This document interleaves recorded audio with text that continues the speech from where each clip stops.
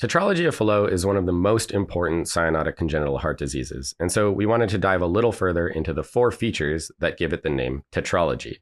First off, you'll notice that the boat that holds the 4 followers of George Washington is called the Revolution, with the R and the V capitalized. That's because all of these findings apply to the right ventricle, unless they're sort of generic, as we'll come to. So the first main finding in Tetralogy of Fallot is right ventricular outflow tract obstruction. And we'll symbolize that with this first follower here trying to deal with these obstructing rocks. RVOT obstruction essentially just means that there's stenosis at or just below the pulmonary valve, which means that blood has a hard time getting through the valve and to the lungs. The second finding is right ventricular hypertrophy. Because of that obstruction, the right ventricle becomes extremely muscular as it tries to push blood through that closed-off valve. We'll symbolize that hypertrophy with this extra muscular soldier standing in the boat. The next finding is an overriding aorta, which means that the aorta receives blood from both the right and